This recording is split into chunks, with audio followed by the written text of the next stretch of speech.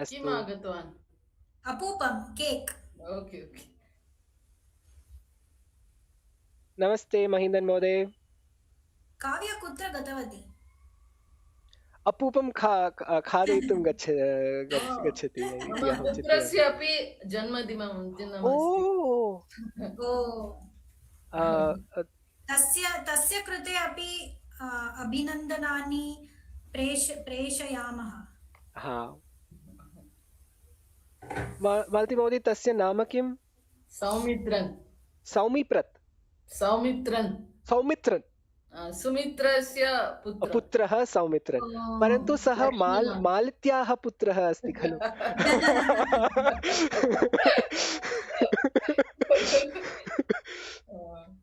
सौमित्रन् किञ्चित् बेङ्गाली नेम् इति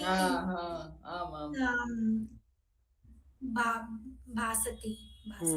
महीन्दन् महोदय, काव्य महोदय, अद्य मालती महोदयस्य पुत्रस्य जन्मदिनमस्ति, नमितायाः जन्मदिनम् अपि अस्ति।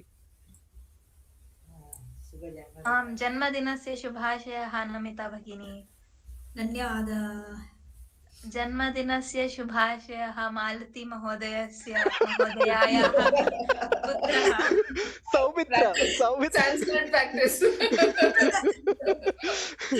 सौमित्रन् खलु मालती महोदय? सौमित्रन्। आम् आम् आम्। सौमित्रन् इत्युक्ते नकार अथवा न विभक्ति कथं गच्छति? नकारान्त। भवान् भवान् सौमित्रम्। ओ मकारं वा? न न नकार। राजन्। भवान् राजन् इव गच्छति। राजन् भवान् इस् भवत् न तकारान्त भवान् न भवान् न राजन् राजन्। अस्तु, आरम्भं कुर्मः।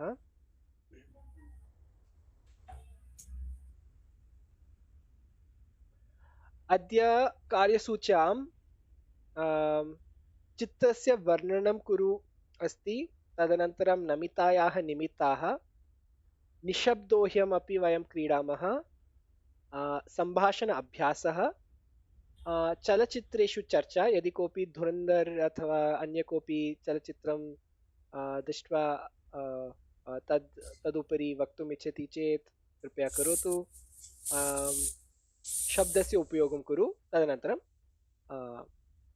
अग्रिमशनिवासरे पुनः वयं मिलामः। अस्तु, चित्तस्य वर्णनं कुरु। अग्रिमपुटे एकं चित्रं चिनोतु, तस्य उपरि 3 वाक्यानि रचयतु।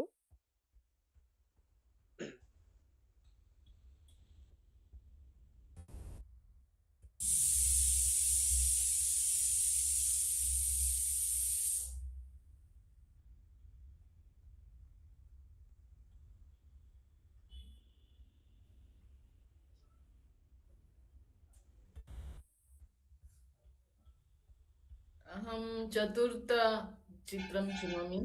अस्तु। एतस्मिन् चित्रे रावण सीतायाः अपहरणं करोति। अस्तु। जटायु रावणाय what does he do? मारयति, हननं करोति। अस्तु। रावणन् what is a wing? पक्षौ। पक्षी is a bird, no? पक्षौ स्तः, अतः पक्षी इति अहं चिन्तयामि। ओके। पक्षी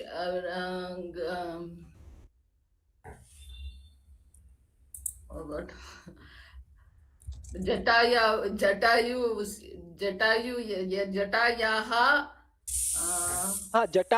जटायु खलु उकारान्त। जटायोः what is what that you said? पक्षः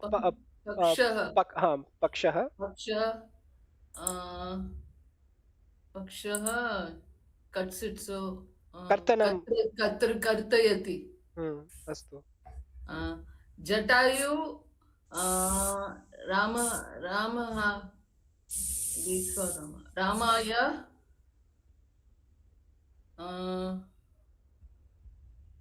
waits means what? Break you can say खंडनम करोति अथवा खंडयति। Waiting is khandayati. नो नो वो सॉरी किम किम He waits for Rama, no? So प्रतीक्षा प्रतीक्षा pratiksha karoti. प्रतीक्षां करोति।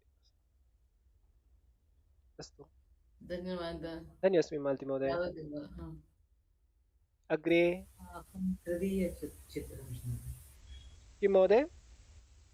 अहं तृतीयचित्रम् अस्तु। एतत् वाराणसी घट्ट इति दृश्यते। आम् इदं चित्रं मम कृते स्मृतिरागम् आनयति। अस्तु एतत् मणिकर्णिका वा हरिश्चन्द्रघट्टः अस्ति। तयोः द्वयोः घट्टयोः एव दाहसंस्कारः भवति। अन्त्येष्टि। धन्यवादः। धन्योस्मि महोदय। अग्रे काव्य महोदय, अनघा महोदय। अहमपि तृतीयचित्रस्य उपरि एव वदामि। अस्तु अस्मिन् चित्रे मणिकर्णिका घाट् अस्ति। अत्र शवसंस्कारं कुर्वन्तः चेत् मोक्षः प्राप्नोति इति अस्माकं बिलीफ्। विख्यातः वा? मान्यता नो। आम्, मान्यता अस्ति। अत्र पार्वतीः यदा शिवेन सह आगतवती तत्र स्नानं कृतवती। तस्याः मणि इयरिङ्ग् लास्ट् कृतवती। कुण्डकं वा? कुण्डलं हा कर्णकुण्डलं लास्ट् लुप्तम् अभवत्। तत्कारणात् अस्मिन् स्थलं मणिकर्णिका इति नामः अपि प्राप्तम्। सम्यक् अनघा महोदय। क्षम्यताम्। अहं द्वितीयचित्रस्य उपरि वदामि। अस्तु। एषः सौण्ड् पिल्लर् अहं मन्ये। सौण्ड् पिल्लर् स्वरस्तम्भः अस्ति। यदा वयं when we tap ताडनं कुर्वन्ति तदा स्वराणाम् उद्भवं भवति। I think you should say karoti chet, na? That if you do that. Karoti chet is it? If you hit. If you hit. I said yada tada. When you tap, then you hear. Okay. Yeah. Then तदनन्तरे प्राचीनकाले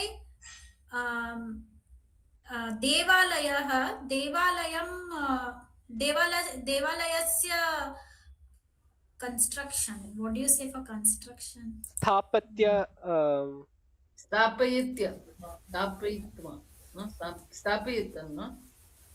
निर्माणं यदा महाराजाः देवालयस्य निर्माणं कृतवन्तः तत् देवालयस्य अन्ते स्वरस्तम्भान् स्थापितवन्तः। प्राचीनकाले for architecture I searched it is वास्तुकला अतीव सुन्दरम् अस्ति। प्राचीनकालायाः वास्तुकला अतीव सुन्दरम् अस्ति। अस्तु धन्योस्मि। आर्किटेक्चर् स्थापत्यशास्त्र इति वक्तुं शक्यते। And I think this is in Hampi. आम्। Okay. वास्तुविद्या अपि वक्तुं शक्यते।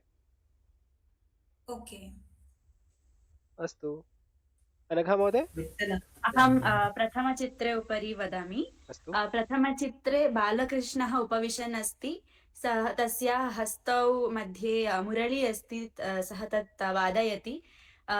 तत् सः सङ्गीते मग्नम् अस्ति। अति उत्तमम्, मग्नः अस्ति। आम्, अति उत्तमम् अनघा महोदय।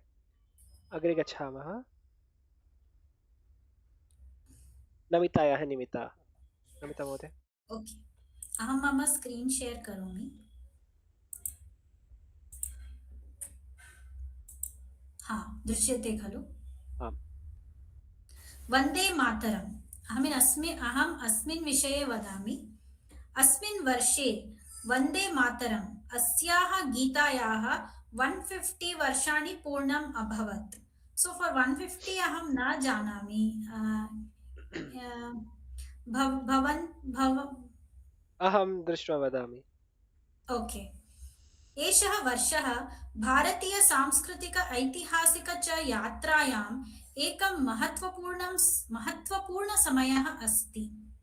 एषा गीता भारतस्य राष्ट्रगानम् अस्ति। ओ 150 महिन्तन् महोदयः लिखितवान् 150।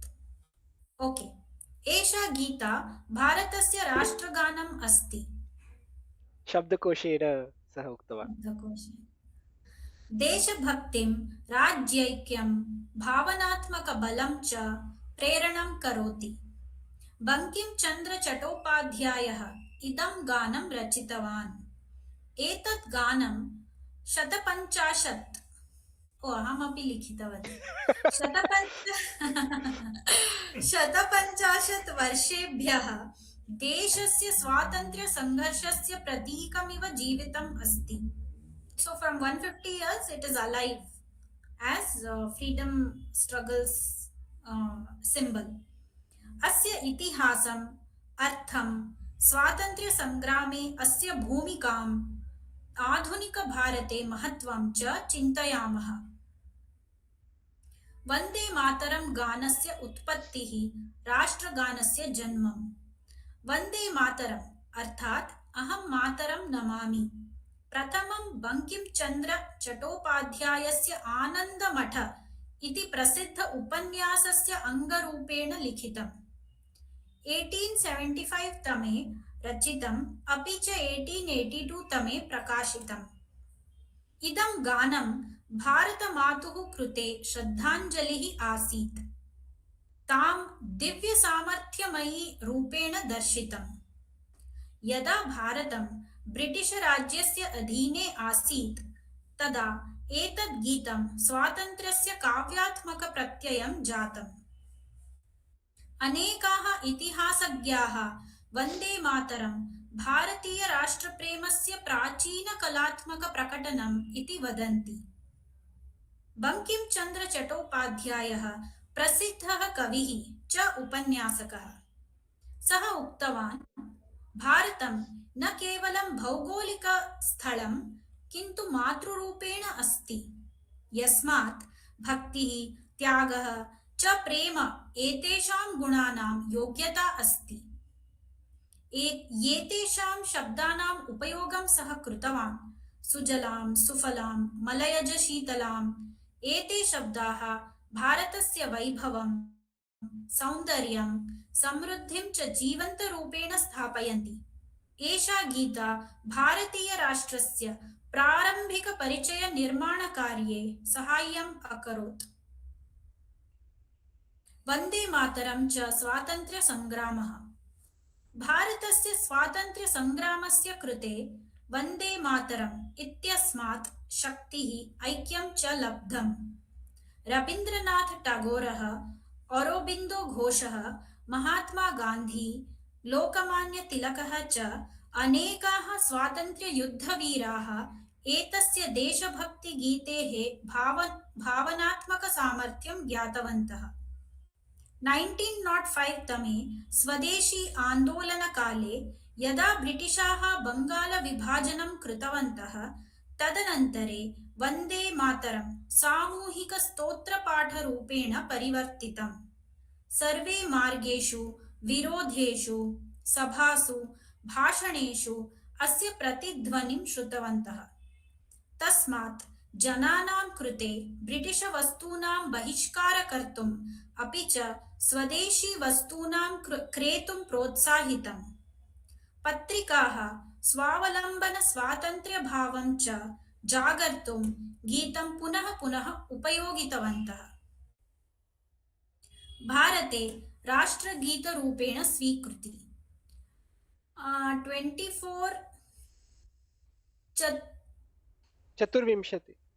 24 जनवरी 1950 भारतीय संविधानम् इदं गीतं भारतराष्ट्रगीतम् इति औपचारिकरूपेण मान्यतां दत्त्वा सम्मानम् अपि कृतम्।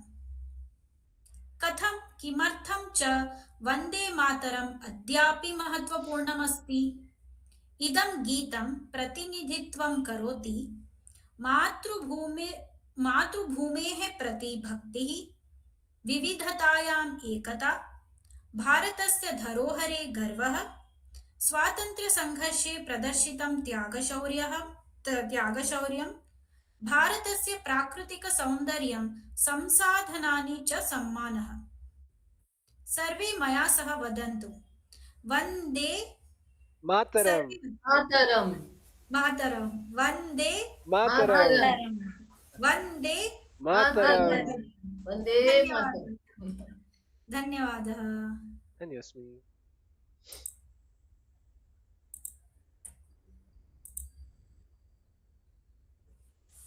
एक्चुअली पार्लिमेंट मध्ये डिबेट अभवत् वन्दे मातरम् अस्मिन् वासरे। सो अहं चिन्तितवती अहम् एतत् विषयस्य उपरि वदामि। अस्तु। बहु सम्यक्। धन्यवादः। डिबेट् इत्युक्ते वादविवाद इति वक्तुं शक्यते। आम्। अस्तु। मालती महोदय निशब्दोऽह्यम्।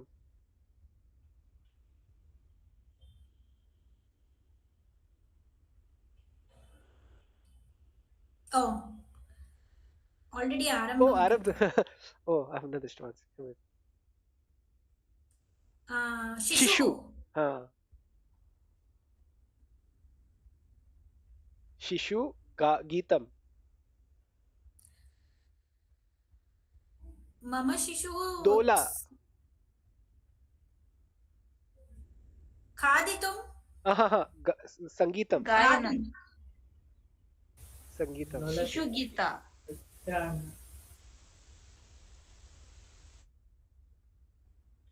न म्यूट् मध्ये अस्ति महोदय। So tell it in a sentence what I have done that you have understood, na? So no, it is only one word, but I'm just saying. शिशुगीत। शिशुः गायते वा? Is it lullaby? Like lullaby. Yes. But what is lullaby in Sanskritam?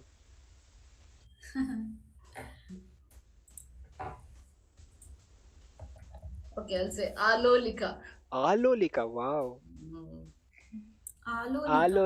Alololo. Okay, Alolika. Okay, next one.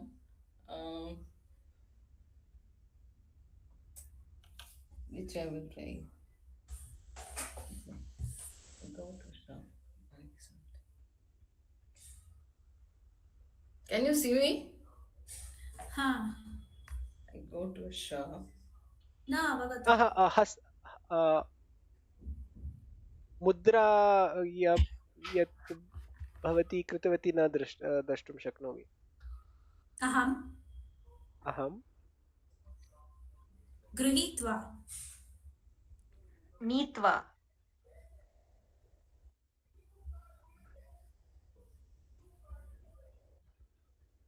something. धनं Hmm. स्वीकरोमि अहं स्वीकरोमि क्रयणं विक्रयणं ध- धनं सम्पादयामि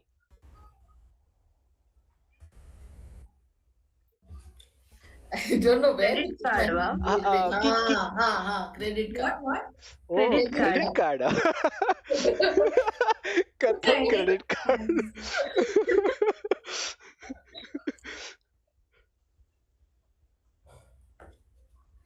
Can you guess?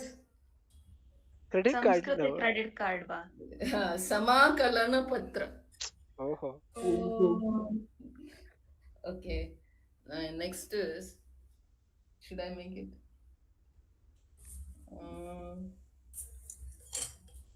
Okay. bat gambling gun गधा वा? आयुध शस्त्रं शस्त्रं गदा Gada. गदा Gada. gun gun छुरिका बेलन बेलना विमानं विमानः. रेलयानम्. अवरोहण आरोहण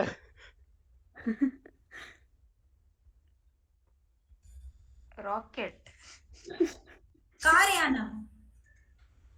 चालनं विमानानि विमान पुष्पक विमान पुष्पकविमानं हाँ। भिक्षं ददातु. Helicopter Scaring me. अंतरिक्ष यात्री पूर्वकाले आसीत् वा? आम् पुष्पकविमानः. उक्तवान्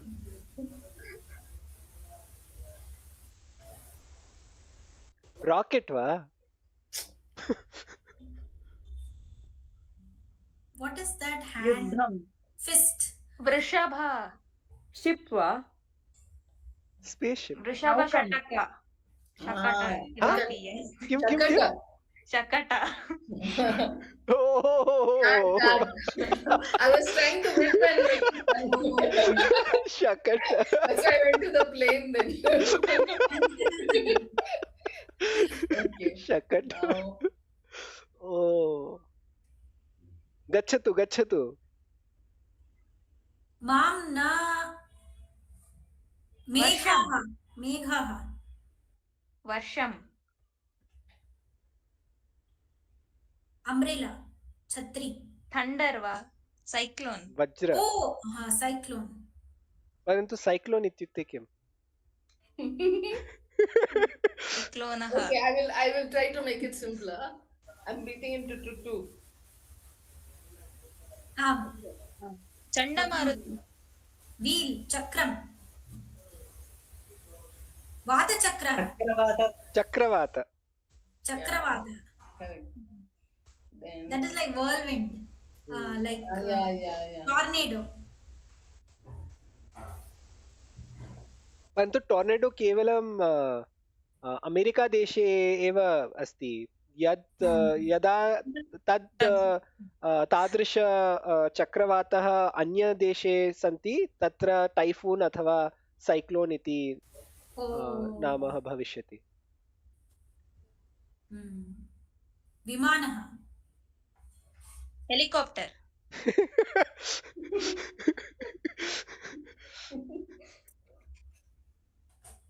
we have done this year. ओ We helicopter have done it in our the sessions, yeah.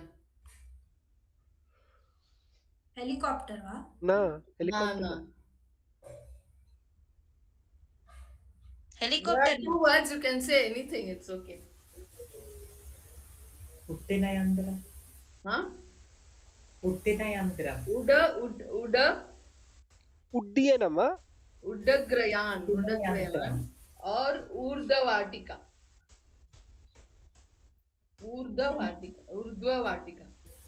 Okay, enough? आम् सम्यक् आसीत् महोदय। Okay. ऊर्गवाटिका इत्युक्ते Helicopter. But there are more, but I think I'll do it next time. अस्तु महोदय, Yeah. सम्यक् आसीत्, धन्योऽस्मि। धन्यवाद। धन्यवादः। अधुना सम्भाषण अभ्यासः। कीदृशी परिस्थितौ अथवा परिस्थित्यां त्वं क्रुध्यसि? द्वितीयप्रश्न, तस्मिन् समये त्वं किं करोषि? So आङ्ग्लभाषायां what kind of situations anger you? What do you do at that time? अहम् अत्र किञ्चित् टिप्पणी दातुम् इच्छामि।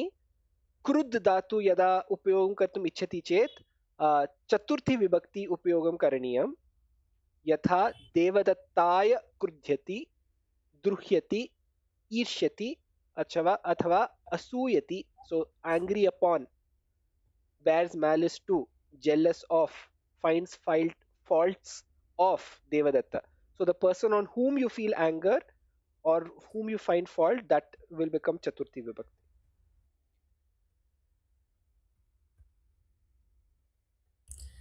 द्वे प्रश्ने स्तः अथवा एकमेव?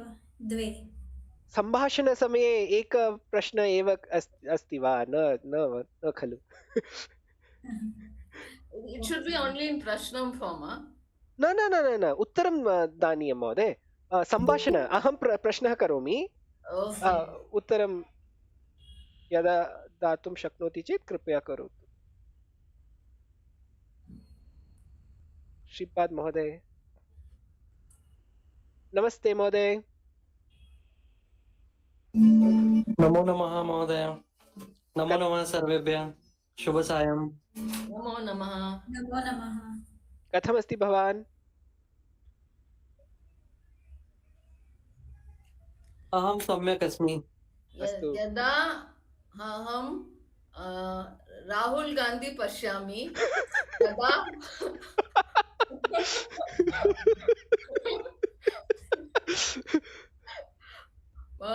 मम अधिक क्रुद्यामि। What? यदा अहं राहुल गांधी पश्यामि राहुलाय क्रुध्यामि। राहुलाय I'm okay. I curse him. क्रुद्यामि। एतस्मिन् समये अहम् एकचषकः जलं पिबामि। ओ अस्तु।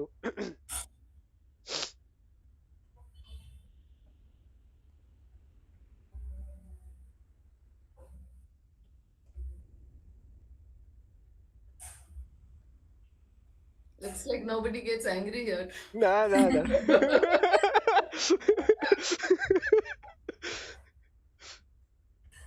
श्रीपाद महोदय, भवान् प्रयासं कर्तुं शक्नोति किम्?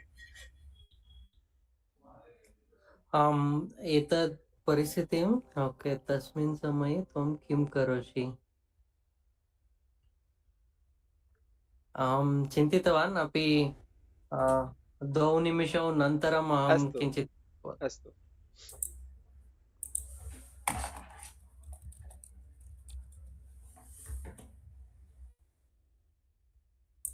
अस्तु, अहं प्रयासं करोमि। यदि कोऽपि प्रयत्नेन मां प्रकोपयति इत्युक्ते इन्स्टिगेट् और प्रोवोक्, यदि व्यवहारम् उचितं न भवति, यदि मां वञ्चनं कर्तुम् इच्छति, अपमानयति अथवा दोग्ध्र स्वभावी दुर्जनः अस्ति चेत् अहं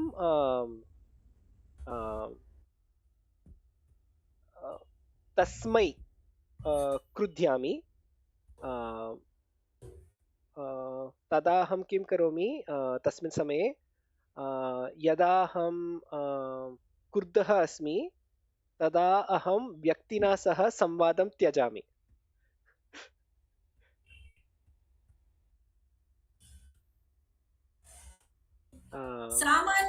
सामान्यरूपेण सर्वे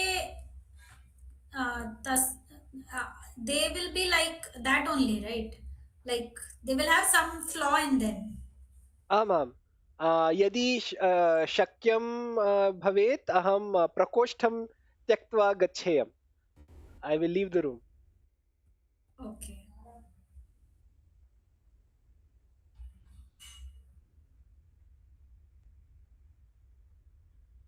यदा मम माता आगत्य मम cupboard, what do you say for cupboard?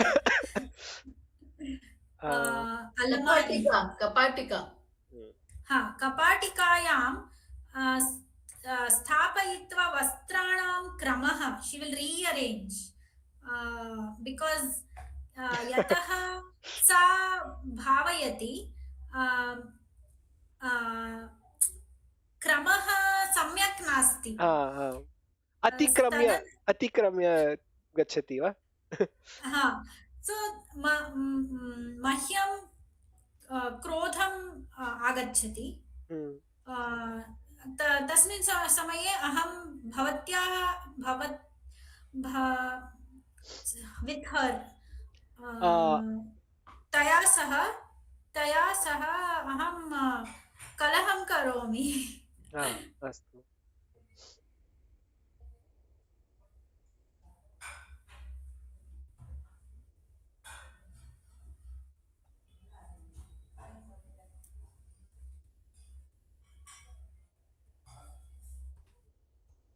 काव्य भगिनी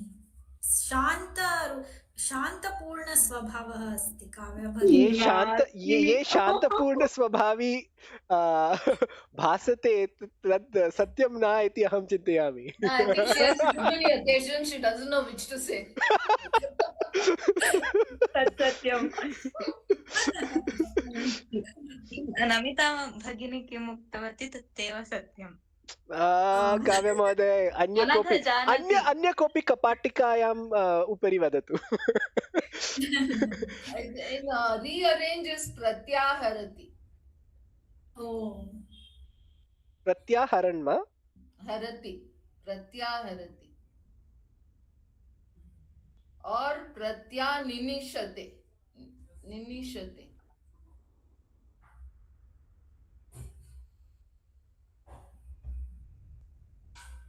अस्तु बहु शान्तरूप गणे स्वभावी जनाः सन्ति। Those who have not said anything, all of them form a team and make a drama at least. One of them getting or Shripad Mahoday also.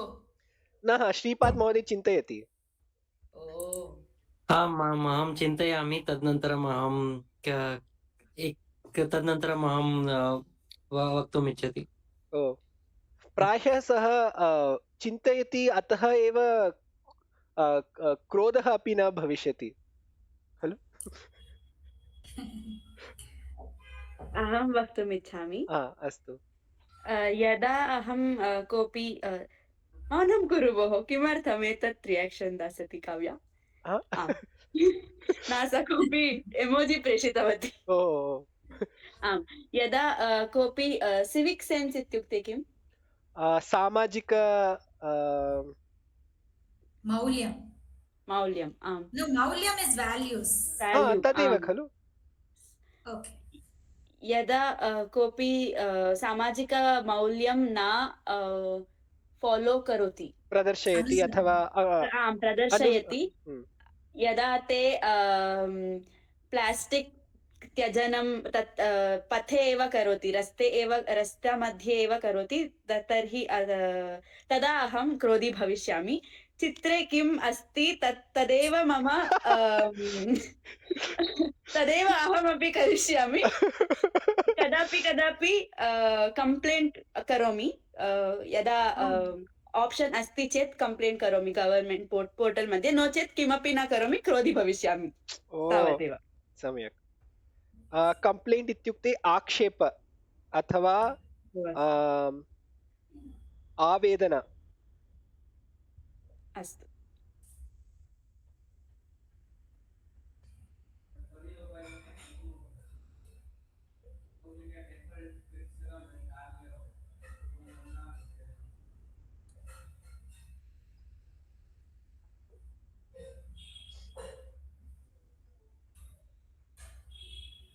महीन्दन् महोदय।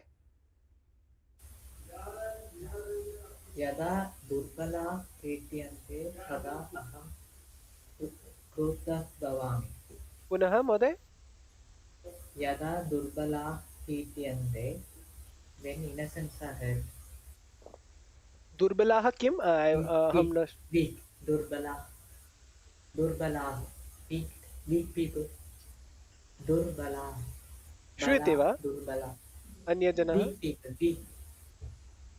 weak people, weak. दुर्बलं दुर्बलं। यदा दुर्बलाः पीड्यन्ते, पीड्यन्ते तदा अहं पीड्यन्ते सफर वा? पीड्यन्ते? Okay okay. तदा अहं क्रोधः भवामि।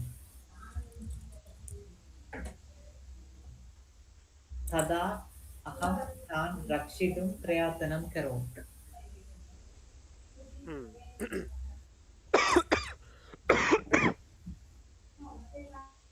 अस्तु महोदय। अहं वदामि एकम् अधिकं वाक्यं। यदा मया सह कार्यालये ऑफिस पॉलिटिक्स भवति, कार्यालयनीति ऑफिस पॉलिटिक्स भवति, अर्थशास्त्रे वा कार्यशास्त्रे? आवश्यकं वा? कार्यशास्त्रे मम कृते क्रोधम् आगच्छति। अहं मां नियन्त्रणेन अहं शान्तरूपेण अभिव्यक्ति कर्तुं प्रयत्नं करोमि। You can say kalagam, no? Politics. No, अहं कलहं न करोमि कार्यालये। No, kalaham is like making a... Kalaham means fight, no mother. Kalaha is Kalaham is not the Tamil kalagam, where they... Kalaham is fight. संस्कृतमेव संस्कृते But mother, in Tamil also it's same meaning, no? Kalaga mootardu, so you are creating a fight, no? Kalaham is not fight. In Tamil, kalagam is trying to create a fight. No, but the phrase is kalaga mootardu, so actually there also it's being used in the same way. No, it is not the same way. It is like creating making two people fight. That is kalagam. Okay. That is, you tell something about somebody to someone. That is only kalagam. Indulging in something which make the people fight. Instigate. Yeah, correct. In Kannada we say chadi. That we say in Tamil also. Chadi solradhu. That is like manipulating. Or talking ill, no? So that is what you mean, no, by politics, someone like instigating. No, politics is much more, no? She's talking about general in the atmosphere.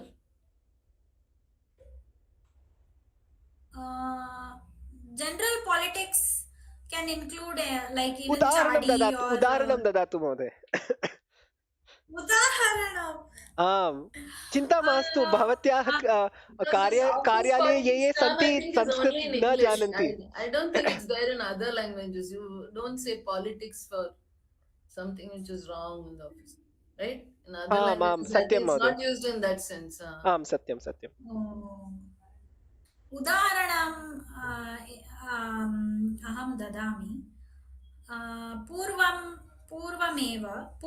अहम् एकं कार्यालये अहं कार्यं कृतवती. तत् समये एका युवती, एका कोलीग् कोलीग् अहं न जानामि।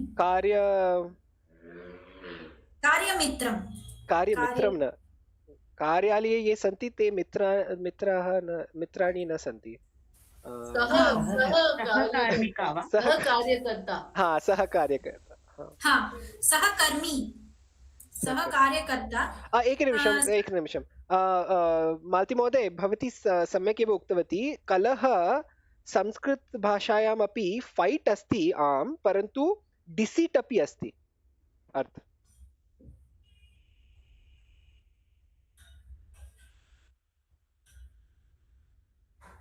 So that's why we take the Tamil the term deceit meaning. deceit, yeah. अस्तु, हा, वदतु महोदय। ओके, सो सा युवती मयि एकम् अपेक्षणं कृतवती, कंप्लेंट कृतवती, कंप्लेंट कर्तुं प्रयत्नं कृतवती। परन्तु अहं मैनेजर,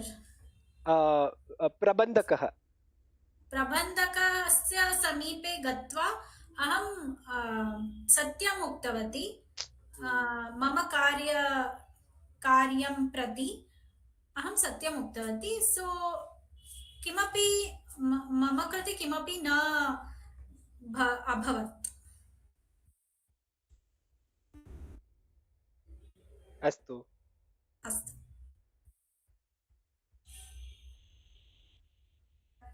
श्रीपाद महोदय, काव्य महोदय। आं महोदय, अहं वक्तुम् इच्छति, यदा वाहनचालनस्य समये यत् कोऽपि जनाः वाहनचालनस्य नियमः न पालयति, तदा अहं क्रोधितः भवति। बेङ्गलूरुनगरे यावदेव केचित् जनाः दक्षिणतः अपि ओवर्टेक् करोति, लेफ्ट् सैड् ओवर्टेक्, तदा अपि अहं किञ्चित् तत्समये अपि अहं क्रोधितः भवति। ओवर्टेक् इत्युक्ते किम्? अहं प्रयासं करोमि। प्रतिपक्षम् इत्युक्ते क्रॉस्, प्रतिपक्षं। परिक्रामति। अस्तु, अतिचरति। दक्षिणतः अतिचरति। आम्, अस्तु, सम्यक् महोदय। काव्य महोदय, केवल शान्तरसः एव सा धारयति इति भाति। अहं मालती महोदय उक्तवती खलु, अहं बहूनि विषयान् उपरि क्रोधे भविष्यामि, तत्कारणात् किं विषयः इति अहं न जानामि। मोस्ट् रीसेण्ट् वद भोः। किम् आसीत्? आरक्षणम् अस्ति खलु, स्मरतु। आरक्षणं। मोस्ट् रीसेण्ट्लि अहं कोऽपि अहं बहु एंटी नेशनल रील्स् अथवा किमपि कोऽपि कुर्वन्ति चेत् तदुपरि बहु क्रोधयिष्यामि। एका मम जूनियर् किमपि स्टोरी स्थापितवती इन्स्टाग्राम् मध्ये, पाकिस्तान् ध्वजं स्थापितवती। तदुपरि अहं बहु क्रोधीभूतवती। अनघा उपरि अपि अहं गर्जनं। किमर्थम् अनघा महोदय उपरि अपि गर्जनं कृतवती? स्केप् गोट् इत्युक्ते किम्? नास्मि, तत् द्वितीयप्रश्नः अस्ति खलु। तस्मिन् समये त्वं किं करोषि? तदा काव्य महोदय अनघायाय क्रुध्यति वा? सत्यं। अनघा अजः भवति। आम्, अजा एव सा। अनघायै, यस्, अनघा अस्ति खलु आकारान्त। सम्यक्, अर्थात् अनघा महोदय अजा स्किप् गोट्, अजा एव, अजा बलि। भविष्यति। Good one. You've gone to Panini level now. अस्तु अग्रे गच्छामः। चलच्चित्रेषु चर्चा। भवता अथवा भवत्या दृष्टं कश्चन चलच्चित्रं वर्णयतु। दुरन्धर। दृष्टवान् वा? मास्तु भवान् दृष्टवान्? स्पायलर्स् मास्तु। स्पायलर्स् मास्तु। ओ अस्तु, विना प्रदूषितं भवान् किञ्चित् वक्तुं शक्नोति वा?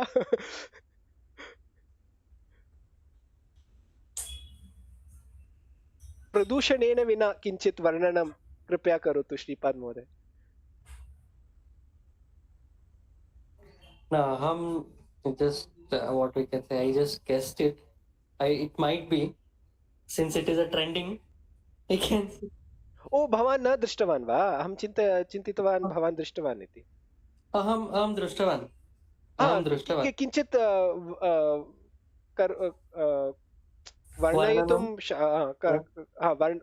वर्णयितुं शक्नोति चेत् करोतु, अथवा अन्य कोऽपि टीवी सीरियल् तदपि स्वीकरोतु।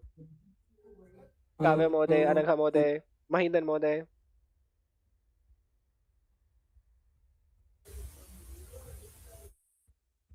किञ्चित् निमिषं ददामि।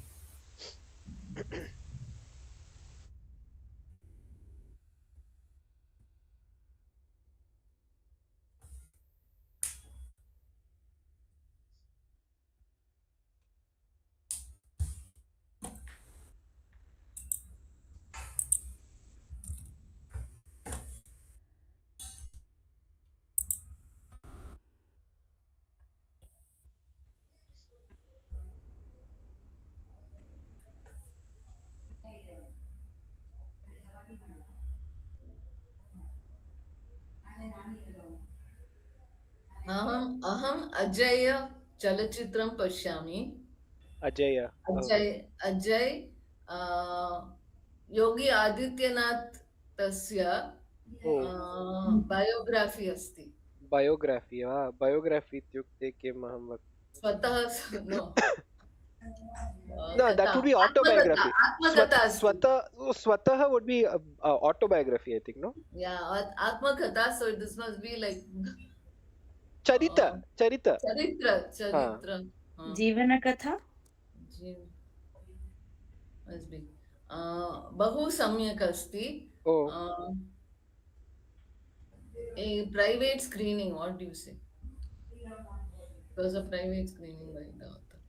सामाजिक न स्पेशल वा? विशेष विशेष दर्शनम्। अस्तु, अन्य कोऽपि? गतमासे अहं एकः मराठी चलचित्रं दृष्टवान्। अस्तु। तस्य नाम दशावतारः। दशावतारः। एतस्मिन् चित्रे what we can say, the person who plays the role of Dashavatara in the Nayakah, like he struggled to protect the heritage and nature. So that's why he took the avatar of Dashavatara, and he will protect the heritage and nature. Anagha महोदय, भवत्याः कथा इव भाति खलु? वातावरणस्य रक्षणार्थं सः दशावतारस्य रूपं स्वीकरोति। सम्यक् महोदय। Anaga's Ekavataram is equal to Dashavataram of that. यदि समय भवति चेत् सर्वे अपि पश्यतु तत् चलचित्रम्। अधुना कुत्र अस्ति? ZEE5। Okay, I'll watch. अस्तु, अग्रे गच्छामः वा? अहमपि किञ्चित् न चलचित्रेषु चलचित्रं न दृष्टवान्। अहं महीन्दन् महोदय? एकचित्रं दृष्टवान्। अहम् चलचित्रं दृष्टवान्। वदतु महोदय। प्रायः अहं भीष्मचलचित्राणि न पश्यामि। भीष्म इत्युक्ते होरर्। परन्तु अहं फ्राङ्किन्स्टीन् चलचित्रम् अपश्यम्। I saw the Frankenstein movie. पूर्वचित्रस्य तुलनया इदम् अधिकं भावुकं कलात्मकं च आसीत्, न तु भीष्मम्. Compared to previous movies, it was more of an artistic and sentimental. अहं कथासारं न वदितुम् इच्छामि. I don't want to give the spoilers. यदि शक्यते तर्हि तत् पश्यतु. If possible, please see it. पुनः वदतु महोदय, नाम चलचित्रस्य नाम? Frankenstein. चाट् मध्ये कृपया नुदतु। पश्यामि. Usually it's a horror movie. Frankenstein is that monster, no? ओ फ्राङ्केन्स्टैन् वा? Usually it's a monster movie, but I was wondering why he was O asking. अस्तु अस्तु artistic and sentimental one than being a horror. अस्तु। So I like the way it was taken. There is some body horror and some part is there, but it's not like jump scares are not there. It's not a scary movie actually. It's a sentimental movie. राक्षसः कः इति प्रश्नः अस्ति खलु? यः निर्मितं तद्वा अथवा यः निर्माता अस्ति सः एव वा? एवम् अस्तु। अहं धुरन्धर चलचित्रं द्रष्टुम् इच्छामि। अग्रिम शनिवासरे कृपया वदतु यदि भवती दृष्टवती चेत्। निश्चयेन। हारर् इत्युक्ते घृणा अथवा दारुण।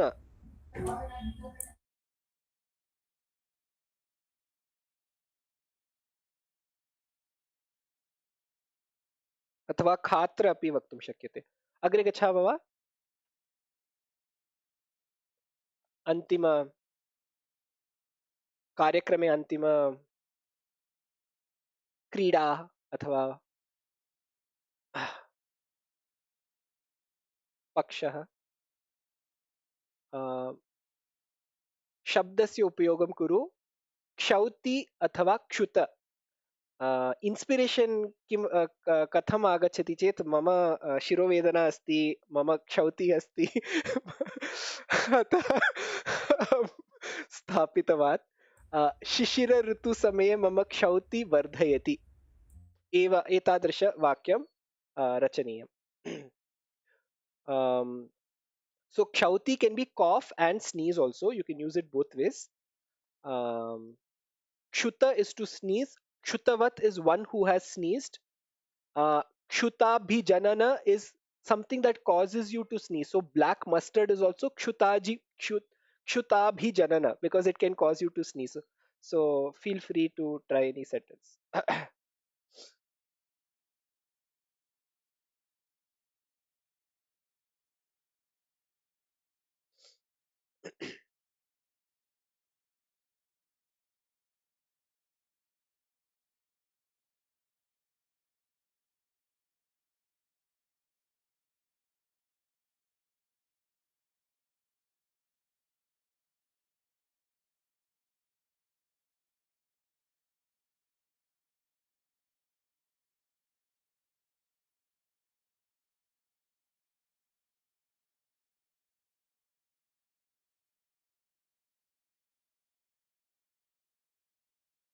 अहं वदामि वा? यदा मम क्षौति वर्धयति तदा मम पितामही कषायं पाचयति। सम्यक्। यदा मरीचिका पाचयामि तदा मम शौची भवति। क्षौति भवति। क्षुतः अनिवार्यमेव पाकशालायां अनिवार्य।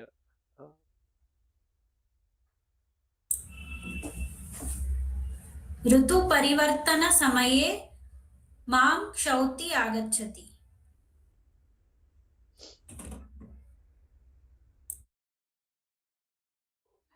यदा अहं पयोहिमः खादामि ओ तत्समये मम क्षौतिः वर्धयति। यदि क्षौतिः भवति चेत् अपि अहं पयोहिमः खादामि।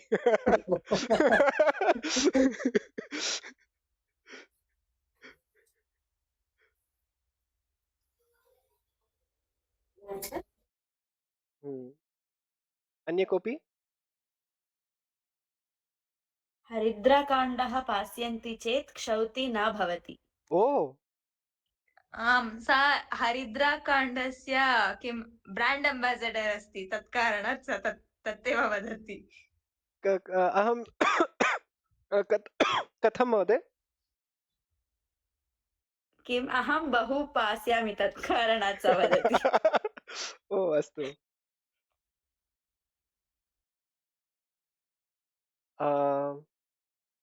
अवशिष्टः अस्ति वा कोऽपि? अवशिष्टः महीधर महोदय? This is coming from actually I didn't make it. I used AI, so this will be a hard Sanskrit or wrong Sanskrit. I just say and try to understand, okay? And if not, I will say what I intend. If you can't understand, because it can be wrong as well. Aprakada shukasam taramna kimapi dukkam janayati. Aprakada shukasam taramna kimapi dukkam janayati. पुनः महोदय? अप्रकटा शुक्कासं परं न किमपि दुःखं जनयति। अनुवादमपि करोतु। क्षम्यताम्। क्षौती शब्दं न आसीत् खलु? क्षौती शब्दं न आसीत् खलु? अत्र शुक्कासम् अस्ति किल? ओ अप्रकटा मीन् मिस्ट्। अप्रकटा मिस्ट्। अस्तु। अप्रकटा शुक्कासं मिस्ट् स्नीसिङ्ग्। ओ मिस्ट् स्नीसिङ्ग्। तरं न किमपि दुःखं जनयति. Nothing brings sadness like a mist sneezing. Oh, is this like a saying? Yeah, if you are coughing and if you miss the cough, you feel sad, like you miss the chance to cough. ओ महोदय कृपया गणे स्थापयतु। बहु विचित्रम् अस्ति वाक्यम्। सन्देशं प्रेषयतु। अनघा महोदय भवती किम् उक्तवती? पुनः वदतु। हरिद्राकाण्ड यदा हरिद्राकाण्ड इत्युक्ते दुग्धे? दुग्धे अहमपि इच्छामि, परन्तु अहं हरिद्राकाण्ड इत्युक्ते अहं चिन्तयितवान् किञ्चित् अन्य किञ्चित् अस्ति। टर्मरिक् रूट् पौडर् खलु? ओ नो न, अहं चिन्तितवान् हरिद्रा दुग्धे स्थापयित्वा किञ्चित् पिबामः चेत् वाट् इस् सोर् थ्रोट्, तत् सहायं करोति खलु? आम्, तदपि करोति, किन्तु हरिद्राकाण्डः एक आयुर्वेदः मेडिसिन् अस्ति। ओहो, तद् औषधि एव अस्ति वा? औषधि समाने। ब्राह्मी how Brahmi is a medicine, हरिद्राकाण्ड is also a medicine. अस्तु अस्तु अस्तु। प्रयोगं कर्तुं शक्यते। अश्वगन्धा ब्राह्मी ओके अस्तु। सर्वे प्रयोगं कर्तुं शक्यते, किन्तु औषधिगुणाः सन्ति। ओ अस्तु, अवगतम्। अस्तु, सोर् थ्रोट् इस् घ्राणदाहः। सम्यक्, घ्राणदाहः।